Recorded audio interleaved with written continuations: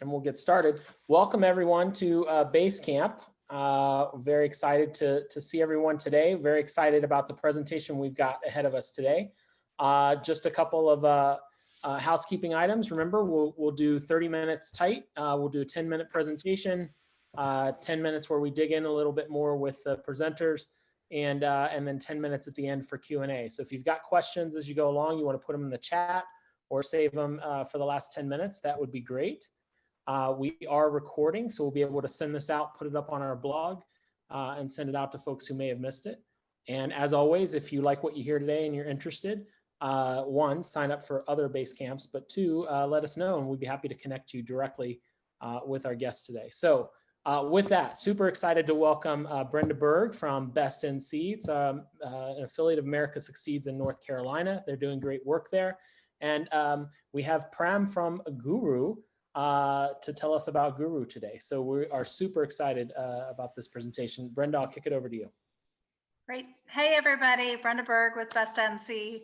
I'm just going to set up a little bit of why we're inspired by what Pram is doing. We have been tracking for the last couple of years a statewide kind of innovation plan that was not particularly innovative, particularly around accountability and assessment. And so I kept asking around to all of our friends, we're all sit at these conferences and saying, like, why can't we know where our kids are? You know, North Carolina's end of grade assessments are on a scale of 1 to 5, and I can tell you what percentage scored a 5, but I can't tell you what percentage can multiply or read or add. And so really I started from that point of why can't we know exactly where all of our kids are so we can fill those gaps? And was fortunate enough that one of those questions landed on the right person, who then introduced me to Pram and said, he's got what you need and more. And I think the biggest challenge with this conversation today is that what Pram, what Gooru and Learning Navigator are doing does so much that it's hard to sort of wrap your head around. But this is, for us, this conversation started pre-COVID, but now with all of the learning gaps and sort of the resistance to assessment, this has a rapid diagnostic element. It has a competency-based kind of mastery element. It has an opportunity to close learning gaps. They've shown 2.8 times learning gains. So in the end, it's really successful for that. So we're really excited about Pram getting into the details of this. And I also just really want to point out, this is a nonprofit and a legitimate. This is about Pram saying, what is it that students need to get to where they're going? And he can share why, but it's part of probably why you haven't heard about it. We were just talking, his entire team is on kind of the R&D side and not on the marketing side, and they don't have lobbyists. So listen up, this is the real deal. And Pram, please take it away and show us why I'm so excited about what you're doing. Perfect. Thank you all very much for joining the call, and thanks, Brenda, for the introduction, and Eric for the opportunity. So I'll kind of quickly share a couple of slides and then switch into showing the product.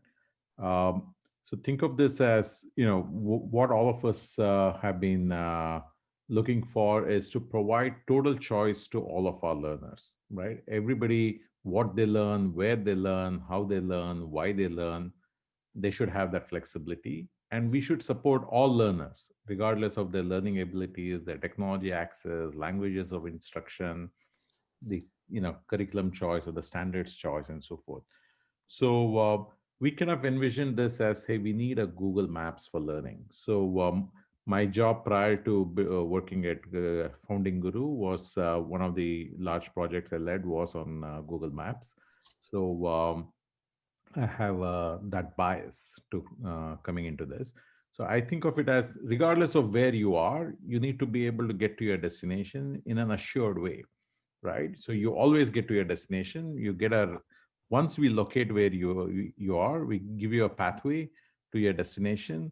And then based on your performance, we'll reroute you. So you can make a wrong turn, no harm. We'll just reroute you. It will take you 5 minutes longer to get to your destination now. So Gooru is a research and technology nonprofit that has developed the Navigator, which is a Google Maps for learning. And we work through collaborators around the country and the world to reach about 7 million users today. And So I'll kind of just explain. So how do we locate where the student is? So this diagram on the right top, if we can just pay attention to this is the important thing, then you will follow the rest. Is we look at every learner as having many facets of learning. So it could be social emotional learning, soft skills, different subjects, and so on and so forth. For each facet, there are many domains, and each domain has increasing levels of competencies. And similar to Google Maps, you visualize it as your gray means you have not started your journey on that competency. Light blue means you're in on route, and dark blue means you have reached your destination or mastered that. And the line that connects the highest competency that you have mastered across all the domains, we call that a skyline. So every learner has a skyline per facet. And the set of competencies one needs to learn is indicated by the green line, which is the high line. So everybody's journey is from their skyline to high line. They all have their different starting points of skyline and high line. So I'll kind of come back to this when I show the product. The last thing I'll just mention on this slide is, unlike Google Maps, there's only the learner or the user. But in learning, we have the instructor, the school leadership, the guardian or the parent, curriculum providers, administrators, researchers, and developers. So we have developed 8 applications so that everybody has their own view of what is happening. But I'll show you the student application first, and but in subsequently I can kind of touch upon the rest as well. So we'll just start with the student app. I'm going to show you a mobile click through, but this thing works on desktops and so forth, and it's adaptive, works on iPads or any other devices that you have. So the student starts their navigator, and it basically says, the system knows your location. You enter a destination. So I can pick a destination as I want, Math 8 proficiency or whatever, but for this conversation, I'll just show you what it thinks it knows as my destination. It says, hey, in this year skyline across all the facets in mathematics, ELA, science, social emotional learning, and so on. I can drill down into mathematics and see what it knows about me in mathematics, counting and cardinality, fractions, measurement and data, and so forth. So if I can take a quick diagnostic and update my skyline if I want, but for this conversation, I'll just kind of pick a destination. I'll say I want to get to Math 8. So the high line for Math 8 appears. I can kind of inspect what is covered in Math 8, and then I can say, okay, give me directions. So these are directions from my starting point to the destination. So all of us could be sitting in a Math 8 class, but we'll all end up with different routes. And it's not just my starting point, it is tracking my preference, my portfolio, and all kinds of other measures. And you can pinch and zoom and all those things that you would expect when you see a route. And you say, okay, let's start the journey. So now the journey begins. The learner is learning one competency. They can watch a video to learn that competency. They can work on a physical project, an offline task. So digital learning is not watching videos and answering multiple choice, but it's digital data from a full spectrum of learning activities. And you can kind of play with the simulation. So for the digital task that you did, the system captures the data, but for the offline task that you did, you score yourself on a rubric. So now system offers you a set of questions to answer for the competency that you just learned. So I answered a bunch of questions. In this case, the student gets 1 out of 3 wrong, doesn't do too well, and is offered a reroute suggestion, right? So now they kind of study a little more using the additional resources presented to them, and they're asked to show their mastery. So they take a signature assessment, answer a bunch of questions for that.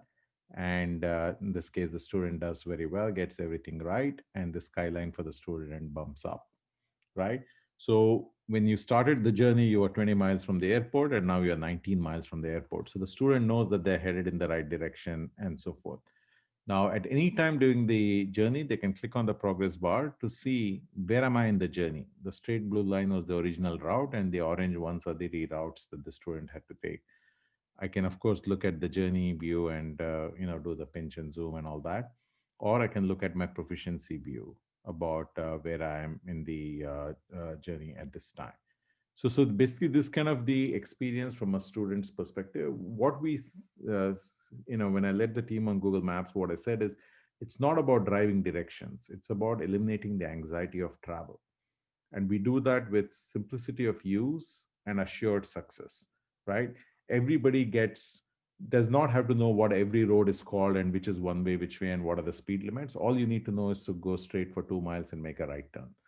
And similarly, here we kind of, there's a series of learning activities that you need to engage in, and your skyline keeps bumping up towards your destination or your highline. And everybody gets to their destination. It doesn't matter. You can kind of, take a little longer and not do too well initially, but overall you will succeed. So that's kind of the experience for the learner. And like I mentioned, there's an experience for all other stakeholders, but I will stop here because of the 10-minute count. Thank you so much. That was perfect. And you can, take off the share screen too. Yeah, there we go. So super interesting. And we got a little preview with you in our prep call, and you showed us even more here today, and it just looks even cooler. I love the visuals, and I love the metaphor of the travel and the map, and sort of thinking about where you're going. I think that really resonates. I mean, the first question's got to be, how long does it take to set up in a new state or a new district? What does it take to actually get this up and going? Yeah, it's so any student and parent can go online, download the app, and begin to use it for free, right? So there's no setup. You just kind of, it's like any other application. You download it and use it for free.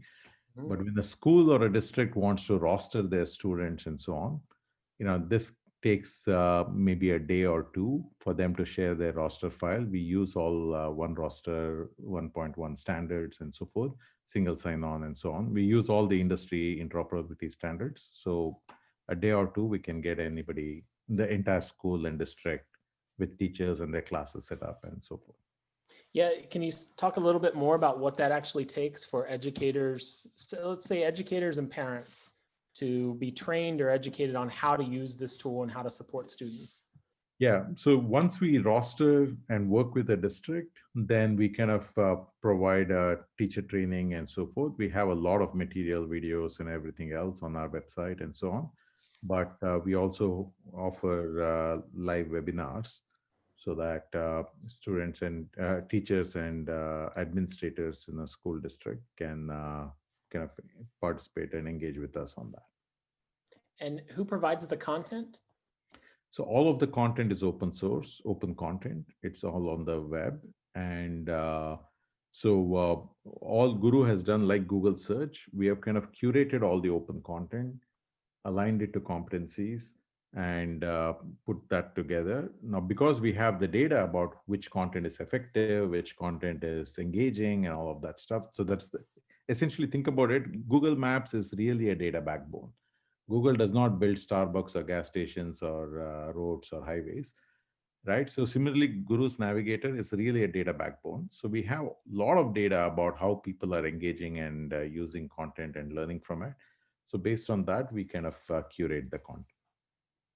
And so you can presumably real time adjust. If the video you sent to teach a certain skill wasn't the right one, you send the student to another one. And you benefit from the experience of everyone else as well, not just your stuff, right?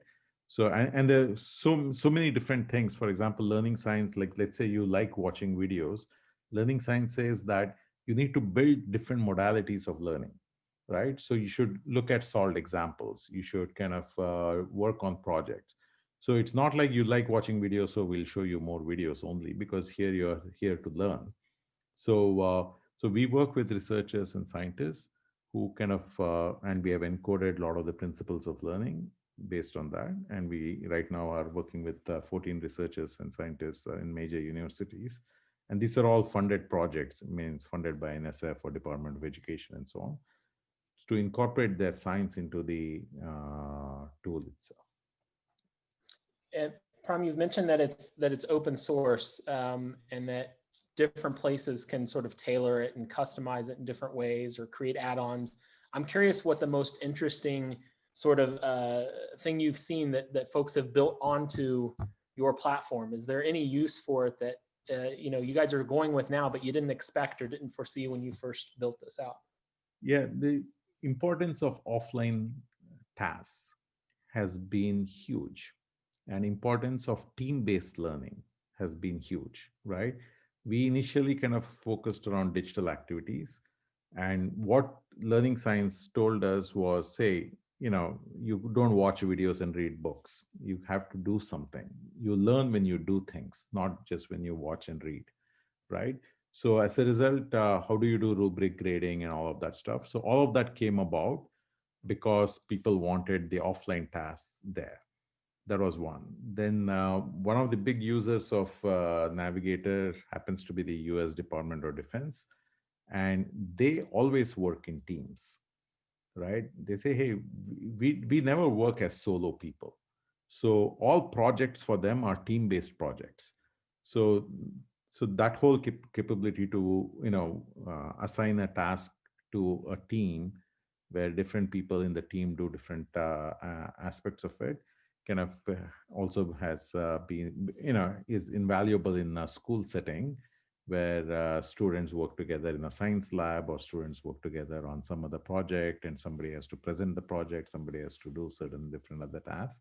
So things have kind of the open source allows us to kind of coordinate and manage, but let the ecosystem kind of innovate. And so students can do group projects through Guru. Yeah. So That's, teachers can assign group projects, and yeah. different tasks are assigned to different students within that. So like, What I'm curious, over the last few months, what changes have you seen in usage, with the pandemic and with increased remote learning?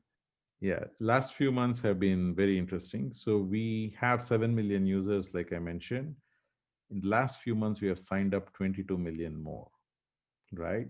And we 5 million from the US, but 9 million out of China, 6.6 million out of India, and so forth, right? So around the world. So we kind of, what we have seen in the last few months is and we have entire curriculum, like a software company called SAP. It's a $30 billion company in Silicon Valley. They are using this to train their engineers, right? They have onboarded over 30 courses that they have to kind of bring and they are the first corporate user. So we are completely focused on K-12 as this thing, but like Google Maps, you can do public transport or walking directions if that's what you want. So we don't stop people from using it. Like skills training has become a huge play because of a lot of unemployment and so forth. And what we are seeing is there are organizations that are bringing all of their skills courses into this as well. And the way we have set up, it's open source, it's open content, and open research, right? So that's the entire model in which we are working with the rest of the ecosystem of experts. That's fascinating. We are at the second 10-minute mark, so I'll open it up to the audience. I've got other questions, but does anybody from the audience have a question?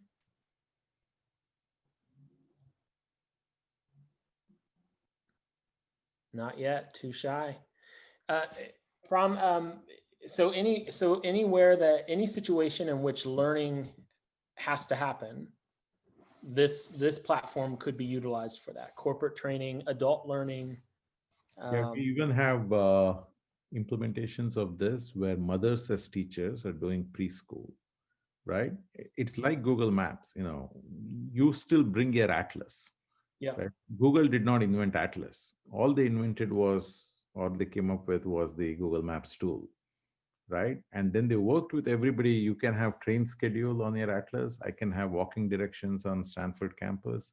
Somebody can have a road network, and you can do it in Japanese or in English or whichever language you want, and it all works, right? So that's kind of how we have set this up, saying, hey, we can work with anybody, but clearly we are focused on math, science, and ELA for US K-12 as the first place where we wanted to establish the proof point. And that's kind of what Brenda mentioned about the 2.8 years that we saw in our research, and 2.8 years of growth per year.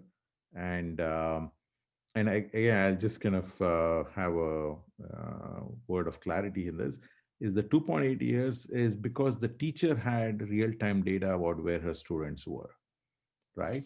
And she actually adapted so that it all worked. Now, yes, the tool itself provides suggestions and routes and reroutes and all those beautiful things.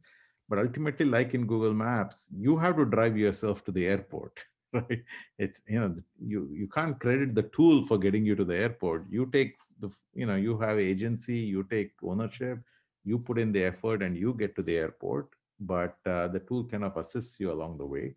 So in that sense, what we see is the students and teachers leverage this tool extremely well to kind of achieve these kind of outcomes.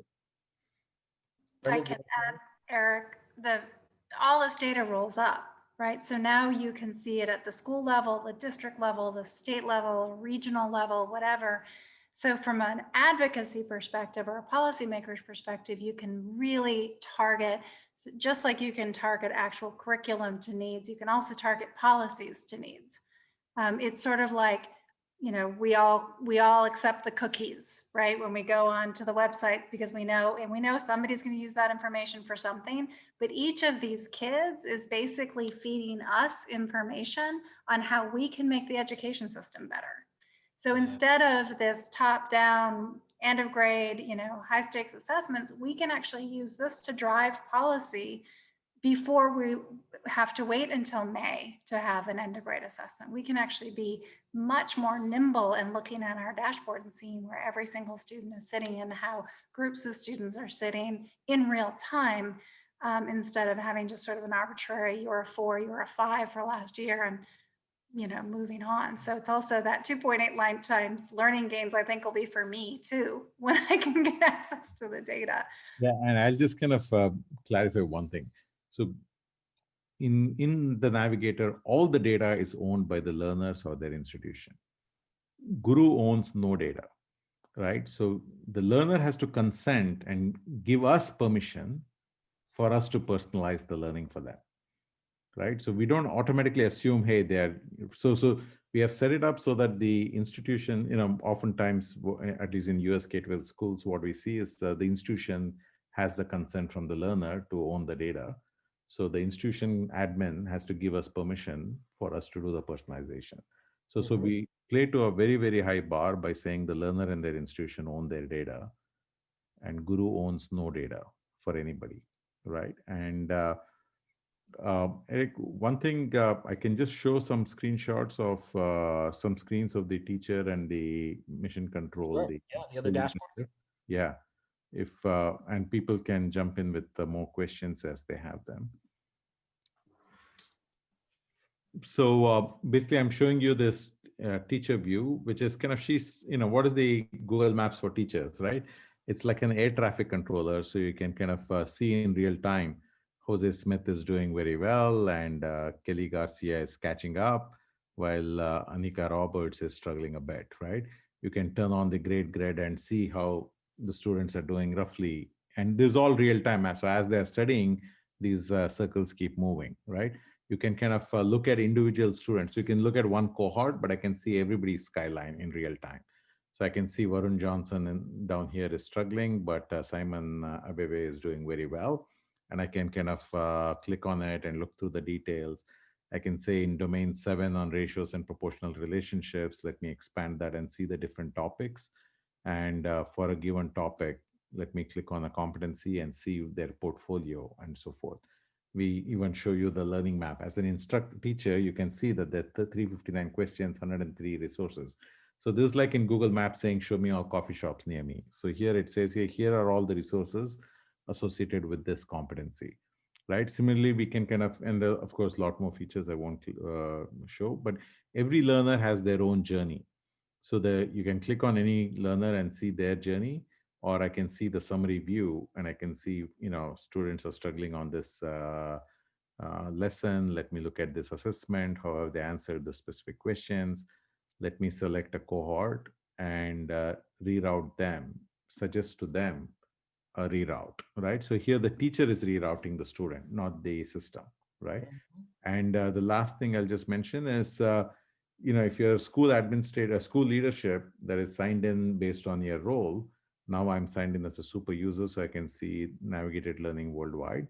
I can click into United States and see, in the month of February 2020, 29,000 competencies were gained. I can look at a variety of reports on performance and mastery or new users who have joined, or I can drill down and see California gained 2,300 competencies, a school district gained 1,500 competencies, a school gained 534, and so forth. So we have real-time data for all other stakeholders so that they can kind of coordinate to accelerate outcomes for their student. I just wanted to kind of share this so that we have people get a sense that we have applications for all stakeholders, not just for the learner, but the learner has a Google Maps like experience. That's fantastic. Anybody have a question?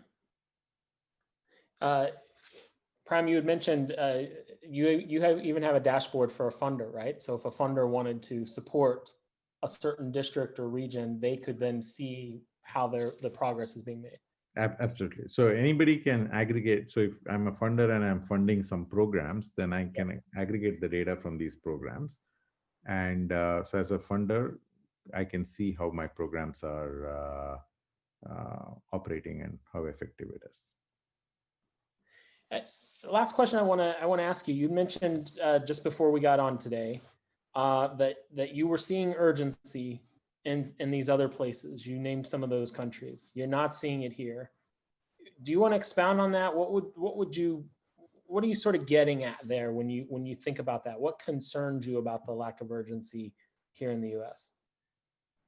No, I feel like here we are kind of focused on a lot of other things related to, say, maths or virtual learning and things of that nature, and not kind of focusing as much on the learning outcome itself, right? And the pandemic, but what we are seeing in some of the other countries is they're saying, hey, our students are not learning, so let's get the learning thing sorted out first, and then we'll figure out how to bring them to school and how to socially distance them and how to distribute masks and stuff like that, right?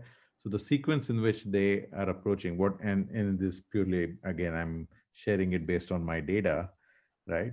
What we see in Tanzania, India, and China is kind of the focus is on learning. Mm-hmm. And saying, hey, let's make this available to all students and all parents, so that at least the students and parents have the resources and the tools, and then we'll figure out the rest of the things. And that's kind of what I feel. If the US also adopts a similar approach, then we can kind of at least close as much of the gap as possible. Well, that's our charge, and I think it's a perfect one to end on. So thank you so much to Gooru and to Best NC and to our audience, everybody who's able to attend. Again, we will send out an email. You can check the blog on Grateful Ed and follow along, watch the video from this session. Next week, we'll be taking a break. Something happening on Tuesday. I guess the calendar was full, but we're not going to be doing Basecamp next Tuesday. So we'll be back on November 10th with Microsoft. November 17th, we've got Blueprint Schools. So we've got some exciting sessions ahead. Would love to see you all there. Thanks so much, everybody. Take care. Thank you all very much. Have a good one.